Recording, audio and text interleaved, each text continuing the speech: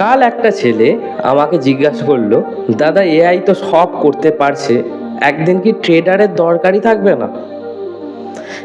#Day20 of Bangali stock market করবে।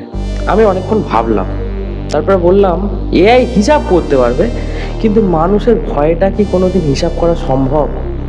মনে করো একটা কোম্পানি অসাধারণ রেজাল্ট দিল, তাতে এআই বলবে পজিটিভ, কিন্তু একজন ইনভেস্টার ভাবলো সবাই তো এটা আগেই জানে, এখন কে কিনবে, সে সেল করলো। আর একজন সেটা দেখে ভয় পেয়ে গেল, সেও সেল করলো। তারপর প্রাইসটা পড়লো স্টকটার, আরও প্রাইস পড়তে দেখে আরও মানুষ ভয় পেলো। একটা রেজাল্ট থেকে হলো ইমোশনাল চেন রিয়াকশান। প্রুফ 2020 সালে দেখেছেন, একটা ভাইরাস এলো, কোনো এক্সেল শিট জানতো না মানুষ কতটা ভয় পাবে। মার্কেট প্রায় 38% পড়ে গিয়েছিল একটা হপ্তার মধ্যেই। একই মার্কেট আবার নতুন হাই বাড়ানো।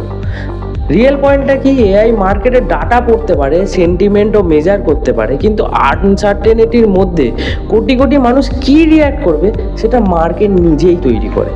এআই ট্রেডারের অনেক কাজ রিপ্লেস করবে, কিন্তু ট্রেডারের সবচেয়ে বড় কাজ আনসার্টেনিটিতে রিস্ক নেওয়া বা না নেওয়া, সেটা এত সহজে মুছে যাবে না।